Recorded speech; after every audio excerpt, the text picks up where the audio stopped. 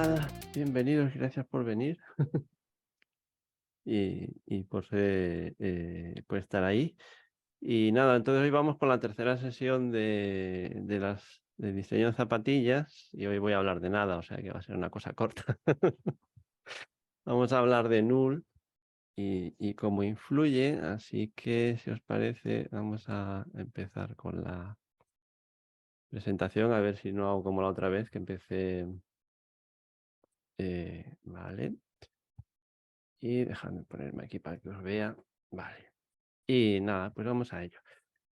Bueno, nada, recordar que el circuito de diseño de zapatillas es un poco la idea de hablar de diseño de software, pero bueno, sin darle demasiado bombo ni demasiada pompa, cosas bastante sencillas, apegadas a la tierra. Y, mm, y el tema de hoy va a ser hablar de nada, porque eh, nada es algo. Y, y claro, vamos a ver, a veces nada es efectivamente nada, pero a veces es algo y muchas veces es algo. Entonces, em, es un problema. O sea, es un problema y es un problema interesante y ya veremos que tiene bastante valor.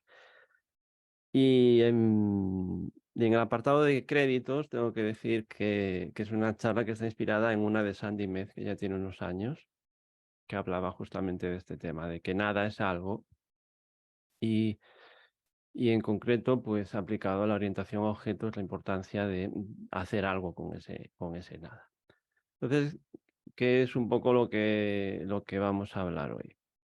Pues vamos a entender primero lo que es null y por qué es nada, qué pasa con él para que sea un problema, cuál es el significado de nada y voy a introducir un concepto que yo llamo Trust-Based Development, que tiene que ver justamente con la gestión de null. Así que vamos a ello. Y vamos a preguntarnos entonces, ¿qué es null? Y claro, en principio null eh, es una representación del concepto de nada. Es decir, cuando queremos decir en código, pues no tengo nada de algo, y es difícil hasta hablar de esto, eh, normalmente los lenguajes de programación incluyen una representación de este concepto, que suele ser un puntero que apunta a un objeto no válido, o sea, que no apunta a nada.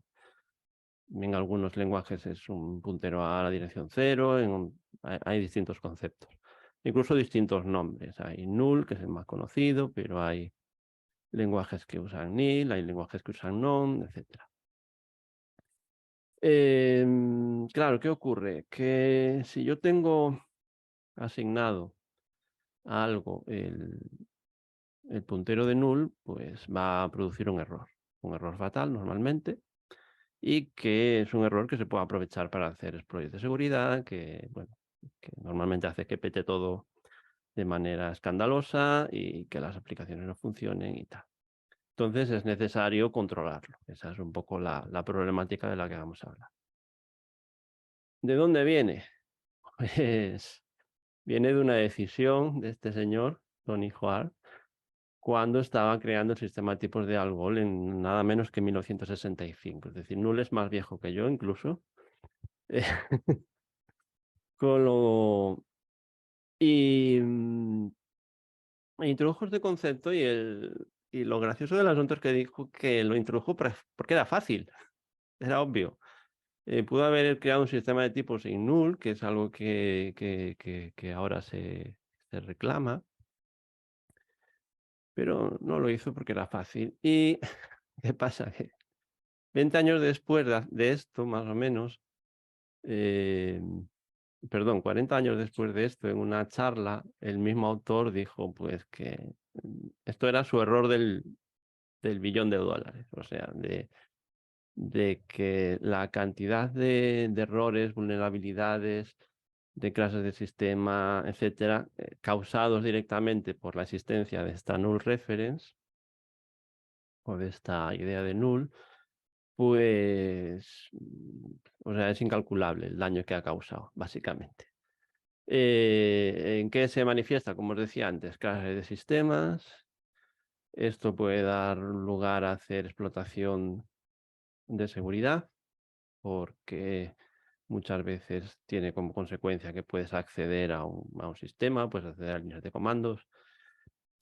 Son errores difíciles de depurar y de solucionar, porque además un null puede manifestarse muy lejos de donde se ha producido, es decir, en sistemas donde vas pasando datos, pam, pam, pam, entre distintas etapas, pues, y además ahora que trabajamos con sistemas de eventos, pues a lo mejor un null que se genera en un sitio aparece 20 pasos más lejos y no tenemos ni idea de dónde viene.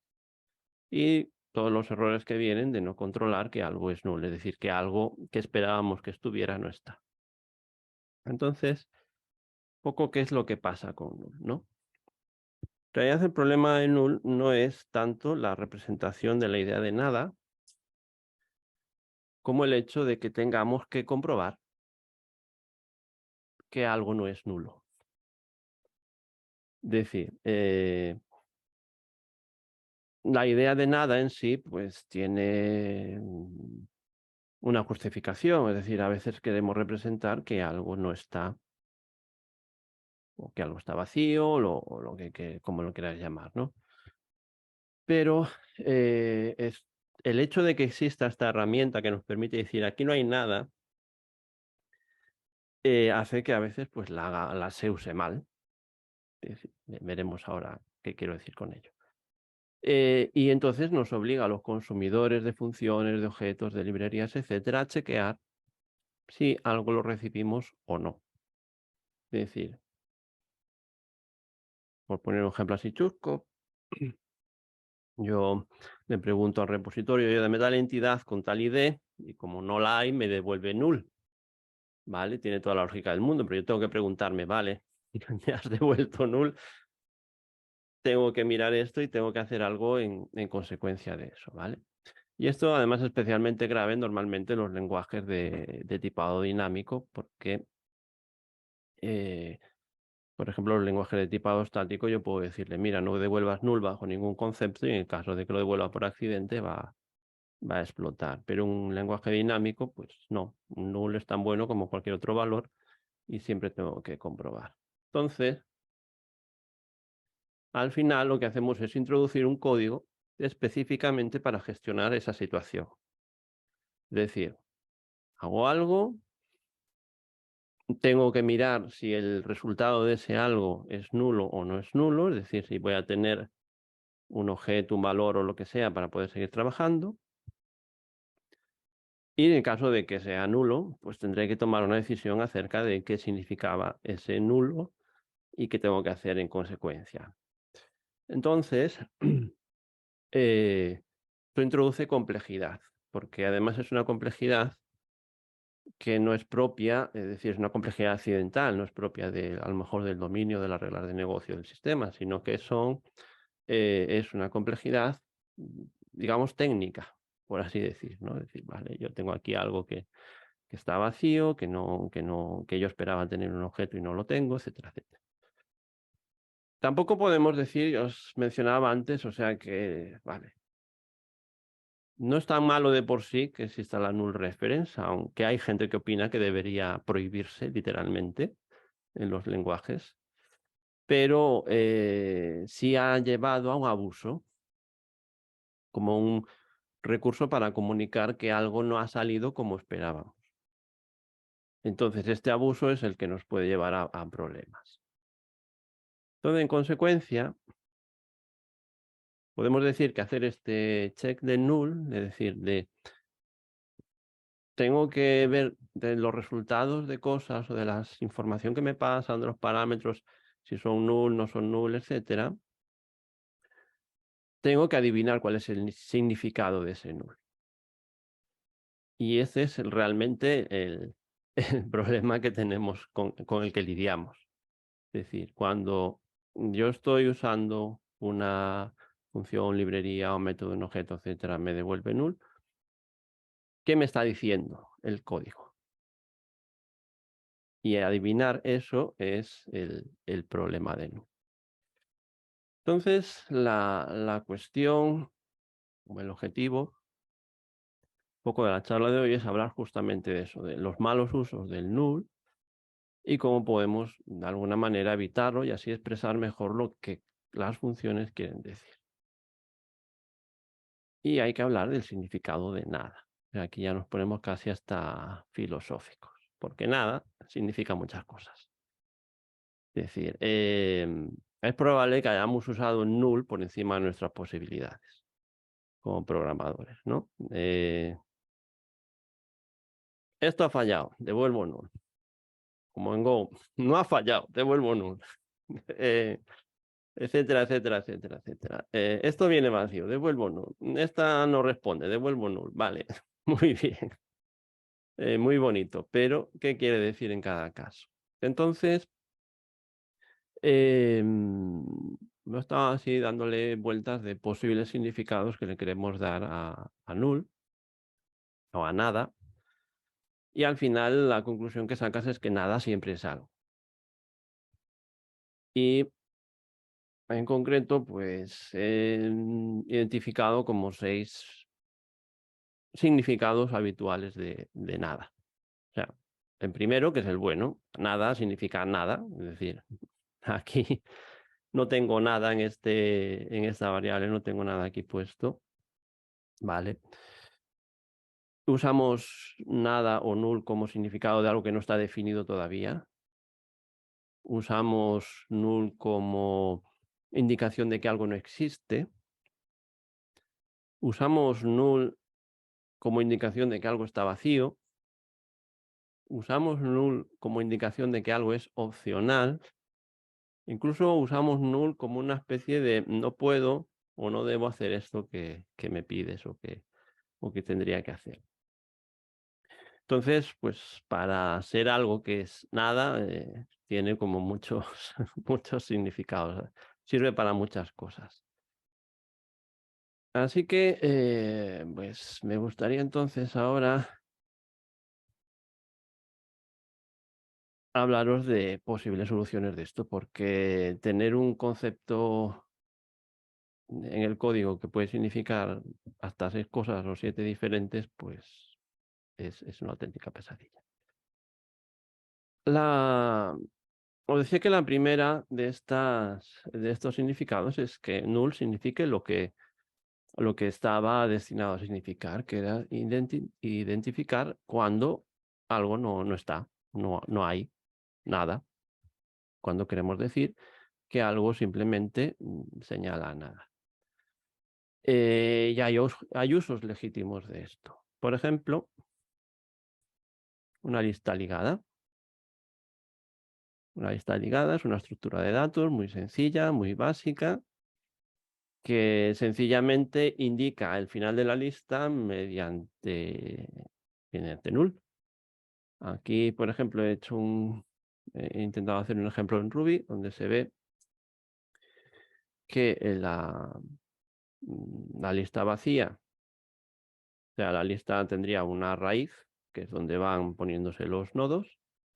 La lista vacía, pues es una lista en la que el nodo raíz es nulo, o sea, no hay nada, y a la que le podemos añadir ítems si están vacíos. Lo podemos ver aquí también. Es decir, en este caso, null tiene bastante sentido usar el null, el nil en el caso de Ruby, em, porque indica, aquí no hay nada, esta lista no tiene nada. El nodo raíz es nada y por lo tanto esta lista no tiene contenido. Para saber si un ítem que añadimos pues está bien añadido, por ejemplo, lo que hacemos, aquí sería el ítem, pues también es un poco parecido, es decir, si un ítem contendría su valor y un enlace al siguiente ítem de la lista, ya sabes, la idea de lista ligada es esta. Entonces, si el siguiente enlace de la lista es nulo, es decir, la lista señala hacia nada, o el ítem señala hacia nada, pues indica que es el último.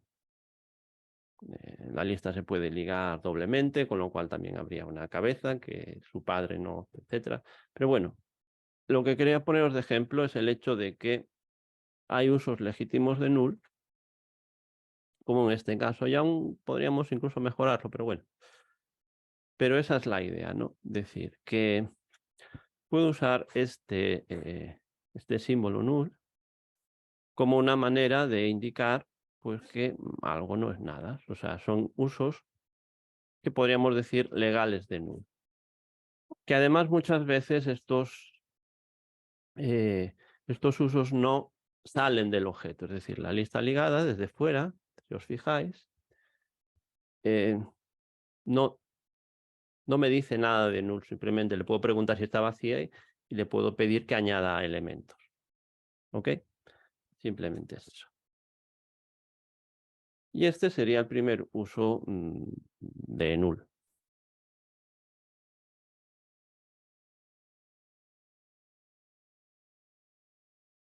El segundo uso que os proponía era que algo no está definido. No es lo mismo que nulo. Y de hecho en muchos lenguajes se hace esta distinción. Es decir, se diferencia entre que algo no ha llegado a tener nunca un valor, es decir, nunca se ha inicializado, de algo que tiene un valor nulo, es decir, de algo que no es nada. No definido implica que esperamos que en algún momento tenga un valor. Lo que pasa es que a lo mejor en ese momento en que lo estamos mirando justo no tiene valor. Os pongo aquí este ejemplo, muy sencillo también. Esto depende un poco también de los lenguajes, es decir, hay lenguajes que van a ser muy estrictos con esto, no nos van a dejar crear nada que no esté definido, lo cual en general es muy buena práctica, me parece a mí. Pero, por ejemplo, aquí en Ruby yo puedo hacerlo a la brava, es decir, puedo tener, como en este caso, no inicializar una propiedad, en este caso del objeto, pongo el mismo ejemplo de la lista ligada. Aquí veis que no tiene constructora, no se define root en ningún lado, porque el lenguaje por defecto me va a decir que root es null porque no está definido. Claro, ¿qué problema tengo? No puedo distinguir entre ese root es nil, es decir, es nulo, o no lo he definido todavía. Y en algunos casos a mí me puede interesar diferenciar entre algo que no ha tenido todavía valor de algo a lo que a lo mejor le he quitado ese valor en un momento dado. Imaginaos. Voy a poner otro ejemplo así a voleo. Tengo un usuario, por ejemplo, tengo un email de contacto y a lo mejor para mí es diferente saber que nunca he tenido email de contacto a así tuve email de contacto, pero se borró, se cambió, etcétera, etcétera. Es una situación un poco diferente. Por eso, normalmente para mí es importante inicializar todo. Ya digo, hay lenguajes que van a impedir compilar si no haces esa inicialización o van a impedir ejecutarse si no haces esa inicialización, pero hay otros que te dan libertad con esto y hace que sea problemático. Así que en general, como consejo, pues diría, asegúrate de inicializarlo todo explícitamente, de manera que nunca te encuentres con la tesitura de decir no saber si un valor está creado o no. En algunos casos podemos usar un patrón que se llama nullObject, del que os hablaré después, para esta situación, cuando realmente dices, vale, quiero inicializarlo, pero no tengo ni idea de qué valor.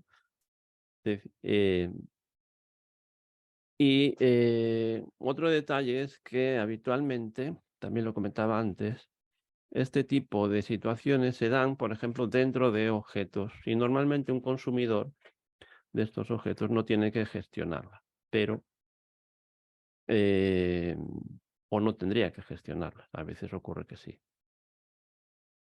Entonces, estos serían los dos primeros usos. Nada cuando significa nada de verdad y nada cuando significa que algo todavía no se ha definido. Una situación que debería durar lo menos posible. Y también, como os digo, estas suelen ser, en programación orientada a objetos, suelen ser bastante internas a los objetos. Con lo cual, bueno, dentro de cierta margen, pues tampoco está mal del todo, aunque no sea aconsejable tener las cosas así. Así que vamos con el siguiente uso, que sería null como inexistente. Y aquí ya empezamos a ver cosas que son más frecuentes de ver y más problemáticas. El ejemplo que os pongo, que es quizá el más común, pero bueno, se puede generalizar a otras situaciones. Por ejemplo, cuando consultamos un almacenamiento por clave. Entonces, ese almacenamiento no sabe de la clave. Pues, por ejemplo, un típico repositorio, es un método getValidID, pero bueno, por una base de datos que preguntas algo por la clave, etcétera. Cuando un almacenamiento no conoce una clave, la razón es esa clave nunca ha existido. Es decir, nunca se ha creado ese identificador. La clave ya no es válida y por lo tanto pues ha desaparecido, ha sido borrada, está marcada como inválida, lo que sea. O a lo mejor la clave expiró. Pues si haces, por ejemplo, un Redis, pues sabemos que la clave puede expirar por reglas de negocio, pues esta clave la mantenemos X segundos, X días o lo que sea.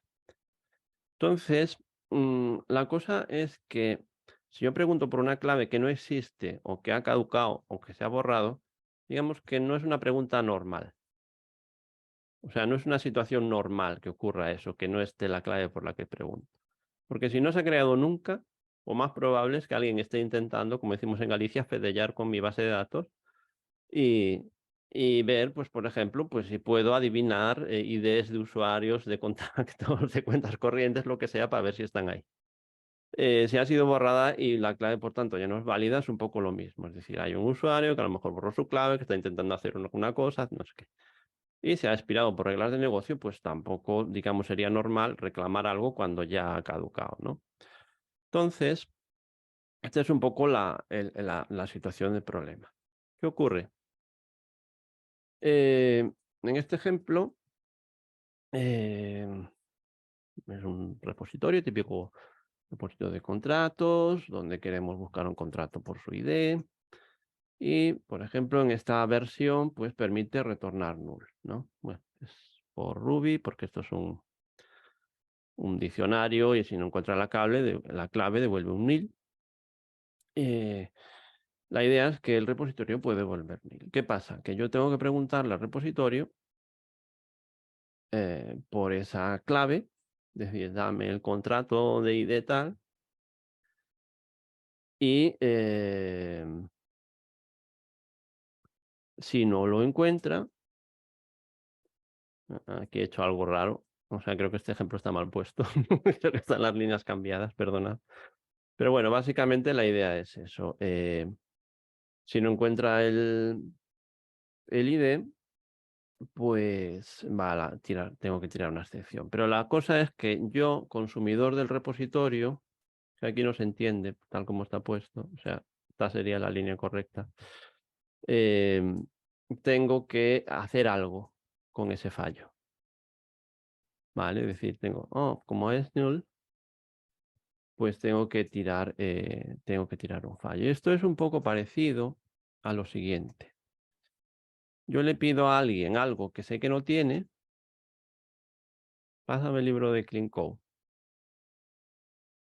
Entonces, después que me diga, vale, me miro las manos para ver si tengo el libro.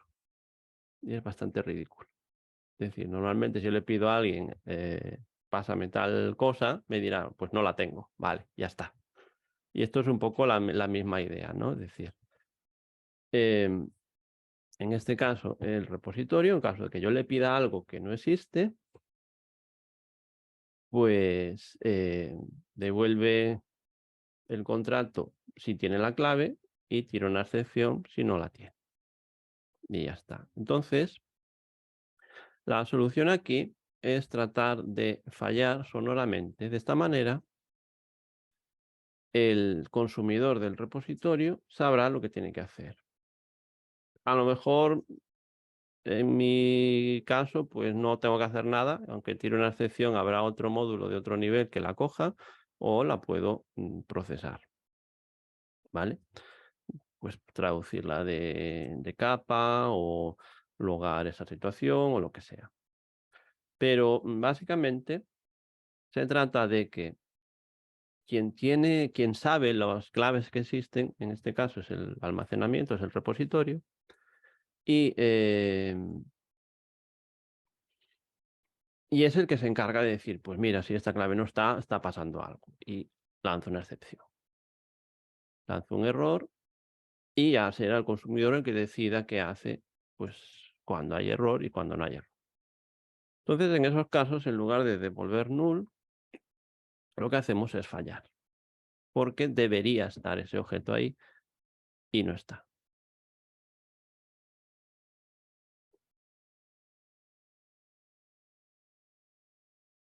Y un caso similar, pero diferente, pasa que suele ocurrir en el mismo sitio, es cuando queremos decir que algo está vacío. Entonces, en el caso anterior, cuando buscamos por clave y la clave no está, esa situación, digamos que no es normal, entonces es excepcional y por tanto tiramos un error de excepción.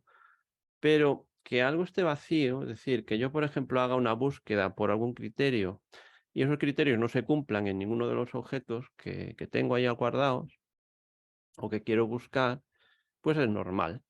Es decir, yo puedo querer buscar, bueno, quiero todos los contratos que tengan más de 20 años de duración, vale, pero es que la empresa tiene 15 años, no va a haber contratos de más de 20 años de duración, vale.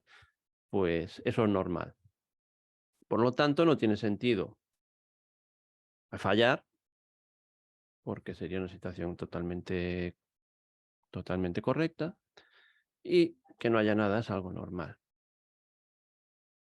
¿Qué ocurre? Lo de siempre, si devolvemos null, como en este caso aquí ya se ve bien porque aquí no he puesto correctamente eh, las cosas, es decir, ¿qué hago aquí? Pues busco, por ejemplo, quiero tener todos los contratos que sean de tal usuario, pues le digo, búscame todos los contratos por ese ID. ¿Qué pasa? Si mi repositorio devuelve null, tengo que preguntar si la respuesta es null. Y entonces, en caso de la respuesta es null, pues devuelvo, bueno, en este caso he puesto una colección vacía, pero bueno. Y si no, si tengo valores, devuelvo los valores. Claro, de nuevo, la lógica de manejar esa situación de que no hay objetos la tiene que hacer el consumidor. Y digamos que es la parte problemática, es decir, el hecho de obligar a quien me consume a gestionar la situación que tendría que estar gestionando yo. ¿Qué habría que hacer? Bueno, pues en el caso de que perdón, en vez de hacer esto, hacemos que ese repositorio devuelva una colección vacía directamente.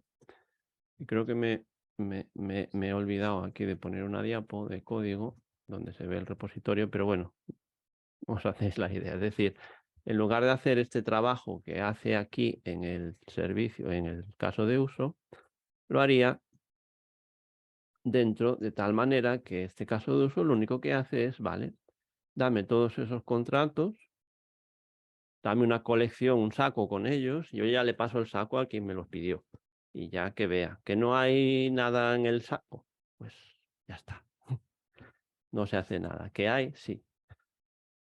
¿Qué ventaja tiene usar, por ejemplo, estos contenedores? Bueno, pues que un contenedor normalmente se puede iterar, tenga 0, tenga 10 millones de valores. Por lo cual, de cara al código consumidor, es exactamente igual recibir un contenedor vacío que recibir un contenedor lleno. Y nadie se va a resentir. Entonces, cuando lo que quiero expresar es la idea de que algo está vacío, de que no he conseguido ejemplos de lo que se me pide, etcétera, mi respuesta tendría que ser devolver un contenedor que no contiene nada.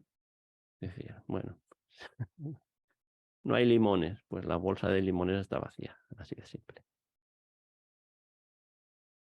Y vale, eh, tenemos aún un par de usos más de null. Y el siguiente que tenemos es que a veces usamos null para expresar que algo puede estar o no estar. Es decir, que es opcional. ¿Qué quiere decir esto? Bueno, pues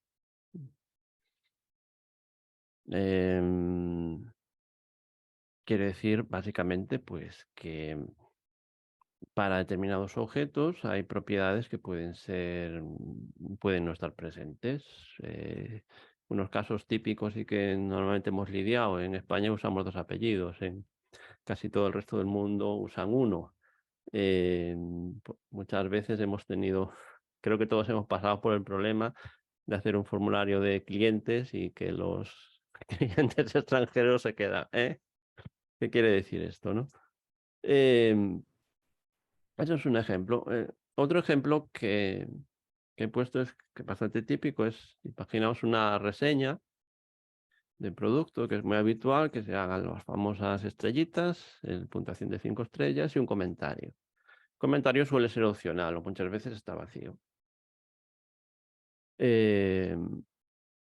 Entonces, bueno, una manera de modelarlos esto es con un objeto que, vale, objeto review, y el comment es un parámetro que puede pasarse como null, vacío también, indicando que es opcional. Es decir, ese comment puede estar o no estar. Y ese es el significado del null. ¿Qué pasa? Que como puede estar o no estar, cuando tengo que usarlo, que es lo que se ve aquí abajo, yo tengo que preguntar si está. Es decir, es de nuevo, el código, digamos, que consume esta opcionalidad, tiene que saber si se lo va a encontrar o no se lo va a encontrar y actuar en consecuencia. Claro, esto lleva normalmente a... Este ejemplo es muy sencillo y no se ve... Y bueno, dice, va, es trivial, tampoco es para tanto. Pero en realidad implica que tenemos que hacer un montón de comprobaciones en código para saber si las cosas están o no están, si las puedo poner, si no las puedo poner. Aquí, por ejemplo, me ocurre que si añado el comentario, aquí añado un espacio para poder separar las estrellitas del comentario, pero claro, si solo están las estrellitas, me sobra el espacio. O sea, que tengo que tener una serie de consideraciones ahí bastante importantes. Tengo que gestionar dos casos. Si añado, por ejemplo, dos parámetros opcionales, ya son 4 los casos que tengo que gestionar y eso se va multiplicando.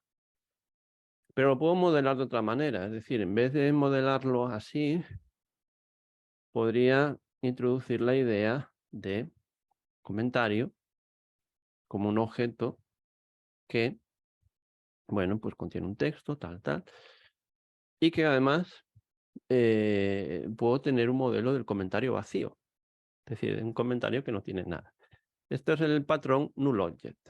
El patrón nullObject consiste en crear un objeto de la misma familia que nos interesa, pero que tiene un comportamiento que es específico para estas situaciones en las que, por ejemplo, el comentario no existe, está vacío, o es algún tipo de comportamiento que es neutro o que queremos que ocurra en el caso de que ese tipo de objetos pues actúe de una determinada manera u otra.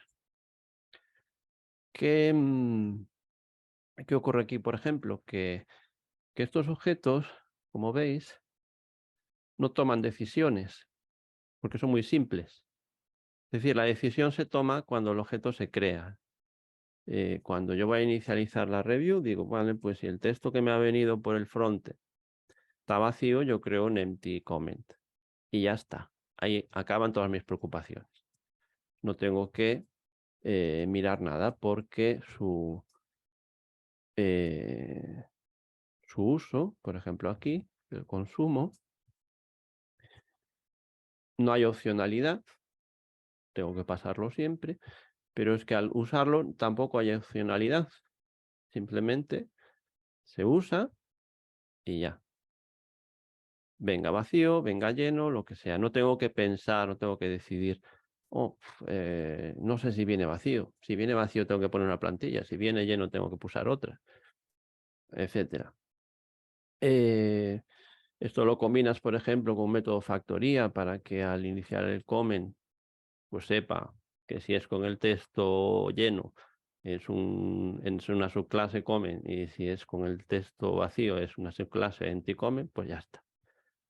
Y de alguna manera lo que nos dice esto es un poco que tratar de hacer pequeñitos objetos que no tomen decisiones y tomar decisiones cuando los creamos. De manera que luego el código es muy fácil de seguir porque en cada camino es un camino, no hay decisiones que se toman en los sitios más inesperados. Así que entonces, en general, cuando queremos indicar que algo es opcional, aplicaríamos el patrón null object, que como decía es eso, es un objeto que siendo del mismo tipo o una subclase del objeto principal o que usa la misma interfaz, simplemente tiene un comportamiento que nosotros para esa situación consideramos neutro o adecuado. En algunos lenguajes han introducido un tipo opcional que yo no he usado mucho y que no me acaba de convencer tampoco, porque las pocas veces que lo he visto, pues digo, pues al final hay que preguntarle igual. Y yo lo que quiero es evitar la pregunta. Es decir, yo quiero recibir algo y usarlo. No quiero recibir algo y decirle, vale, esto es opcional, ¿tienes valor? No tienes valor. O sea, es como que no me cuadra del todo. Pero tampoco lo he usado mucho y no tengo una opinión muy fuerte. Pero bueno, un poco la idea es que en estos casos de opcionalidad, para mí lo que más me ha funcionado mejor es el null object.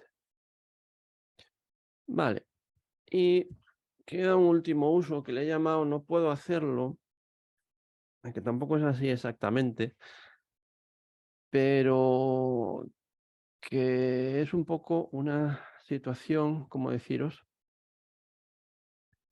eh, que viene de problemas de diseño, o sea, de diseños mal hechos, que generan la necesidad de usar null y que hacen que la lógica de negocio muchas veces se salga del sitio donde tendría que estar, ¿no? Em, entonces, ¿qué ocurre? En ocasiones un objeto tiene que consultar datos a otro para poder hacer algo. Entonces, si este objeto consultado devuelve nulls, obliga al objeto consumidor a contener una lógica para decidir qué hacer con esos nulls, para hacer algo, ¿no? Y esto ocurre especialmente si usamos modelos anémicos. Es decir, modelos anémicos, sabéis que son el uso de objetos que básicamente contienen datos pero no tienen comportamiento. Y entonces los objetos que los utilizan tienen que preguntarles constantemente por cosas. Tienes esto, tienes lo otro, tienes este dato y aplicar lógica de negocio que pertenece al objeto consumido, pero que claro, como el objeto no tiene lógica ninguna, pues la tiene que hacer otro. Entonces, eh, el ejemplo que os voy a poner es un sistema de notificación. Imaginaos un usuario que puede tener diversas maneras de comunicarse con él. Por email, por SMS, por palomas mensajeras, por señales de humo, lo que sea. Entonces está modelado de manera anémica. Simplemente tiene propiedades donde les metemos cosas, pues los sistemas de comunicación. Y lo cierto es que los modelos anémicos suelen favorecer el uso de null, porque en algún momento dado tienes que representar justo que no tienen algo, que algo no está completado, que una información no existe o lo que sea. Y también se ve favorecido porque muchas veces en esos modelos anémicos usamos primitivas del lenguaje y lo mismo, las primitivas del lenguaje no están pensadas para soportar la idea de null y pasa lo mismo. Es decir, que al final es un poco como que nos empujan a introducir null cuando no lo necesitamos. Vale, pues imaginaos que tenemos un servicio de notificación, más o menos, bueno, yo lo he hecho así, es un poco improvisado, o sea que a lo mejor tampoco es bueno, pero bueno, la idea es eso, le notificas, le pasas un mensaje, el canal de comunicación, los datos de contacto, se saca de una factoría el notificador adecuado y se hace la notificación. Y ese, bueno, pues un servicio pues como otro cualquiera. Y este servicio lo usaríamos a lo mejor en un caso de uso como puede ser este. El caso de uso, claro, ¿qué le pasa? Como el user en este caso es es anémico, ya puede tener email o no, puede tener SMS o no, pues tiene que preguntar, vale, te notifico por email a menos que no tengas email. Te notifico por SMS a menos que no tengas SMS. Y si no encuentro nada para notificarte, tiene una excepción. Es decir, a lo que voy aquí es que este Notify Something to Customer tiene toda la lógica de selección de cómo quiero yo, usuario, que me notifiques. Y esa lógica, claro, si lo pensáis es que está como que la responsabilidad de hacer las cosas está como distribuida al azar, por así decir, entre los componentes. Es decir, como este caso de uso no le queda más remedio que preguntarle al usuario, pues intentar averiguar cómo le notifica, tiene que hacer suposiciones, tiene que hacer probar, etcétera, etcétera. Lo lógico sería que el objeto usuario, como information expert que es de sus cosas, sea el que nos diga, ah, vale, pues yo tengo un canal de contacto preferido, por ejemplo. Es decir, sea el que decida cómo quiere ser notificado, que además es lo que modela la realidad, porque cuando yo tengo un cliente, le pregunto, ¿cómo te mando los avisos? Pues mándamelo por correo electrónico, mándamelo por carta certificada, mándamelo como sea, ¿no? Pero tiene puede seleccionar una preferencia y sabe de sus diversas maneras de contacto, etcétera. Así que lo lógico sería que toda esa lógica que corresponde al usuario esté en el usuario, con lo cual enriquecemos el modelo, deja de ser anémico para ser un modelo rico. Y podría eso exponer métodos para registrar, seleccionar canales de comunicación, etcétera.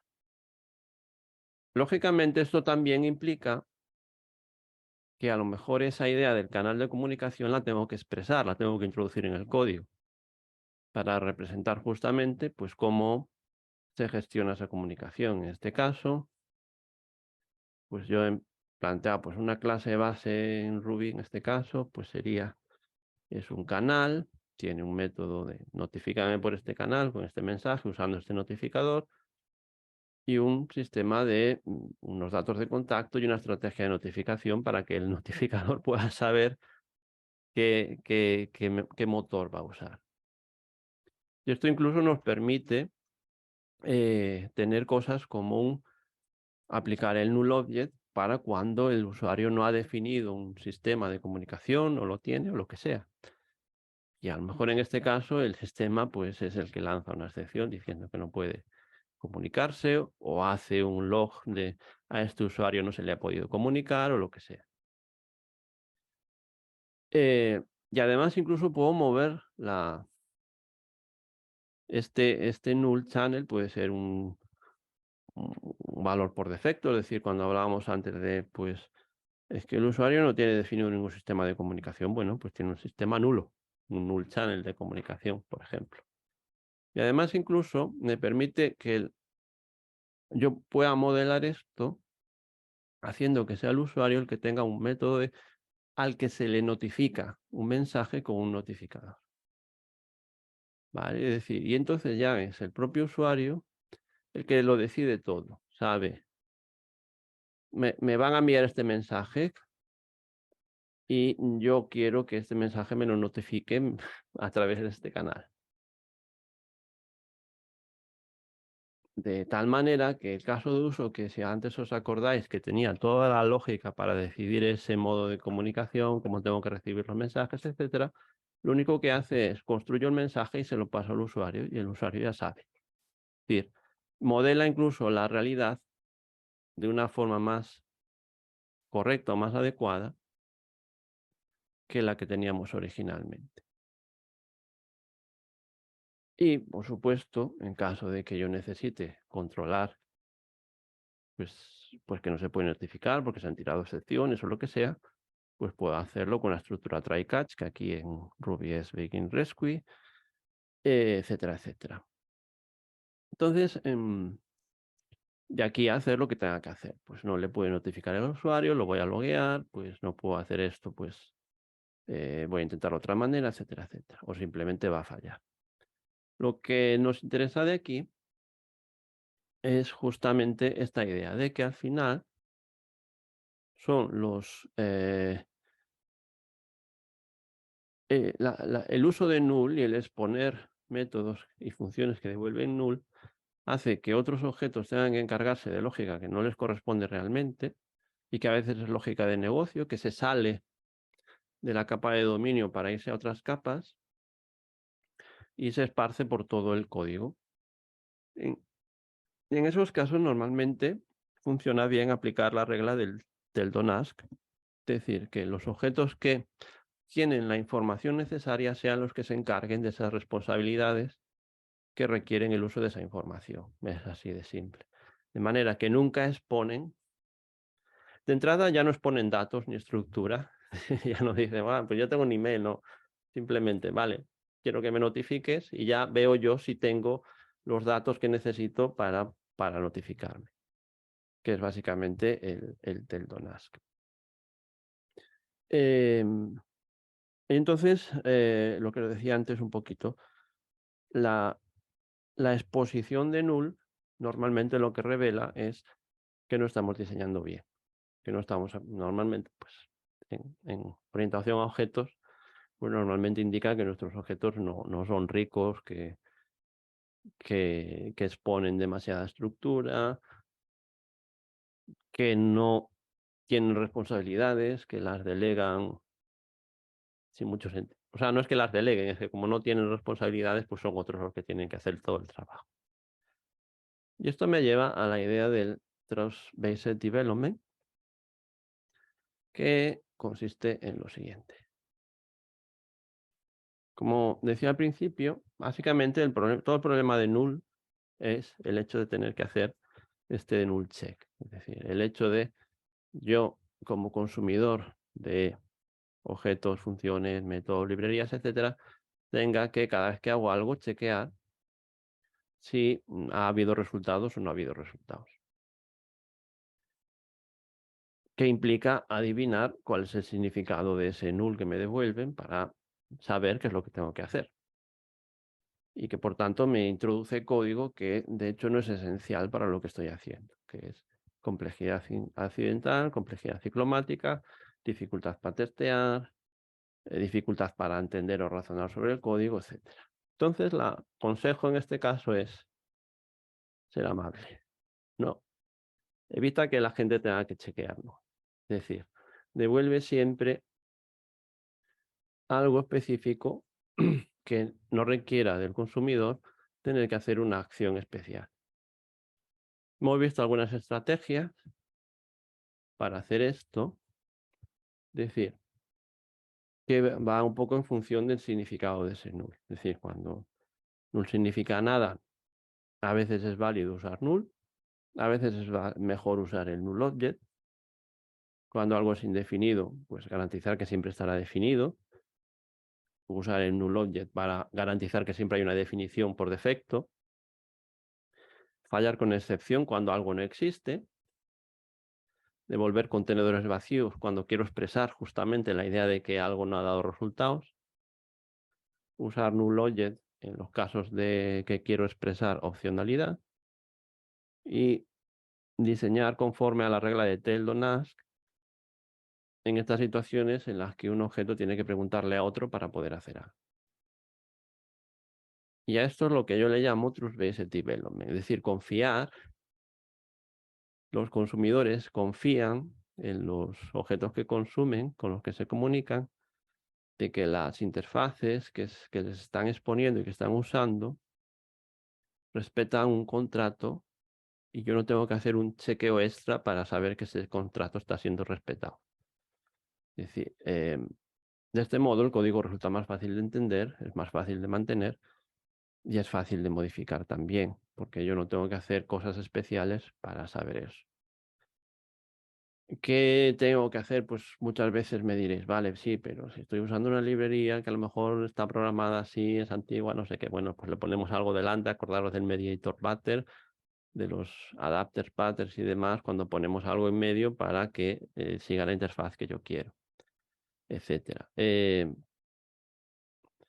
Pero básicamente dentro de un código nuestro que controlamos deberíamos evitar exponer a los posibles consumidores del código a la necesidad de chequear porque algo sea null o no. En ese sentido es a lo que llamo Trust-Based Development, de manera que eso, que el código se simplifica y las decisiones se toman en lugares muy específicos que puedo controlar fácilmente y no está distribuido por todo el código, la lógica, justamente por eso. Así que sí, sería ideal que los lenguajes de programación no tuviesen null. No sé si ahora mismo hay algún caso. Em, Null es algo la mayor parte de las veces. Es decir, aunque el significado real de null es nada, muchas veces realmente significa algo. Eh, el hecho de tener que chequear que algo sea null significa intentar averiguar el significado de ese null. ¿Qué me ha querido decir con esto? Y pues, por lo que nos atañe, pues ser amables y no hacer obligatorio el tener que chequear por null es lo mejor que podemos hacer por, por la gente que desarrolla con nosotros. Y eso es todo. Muchas gracias.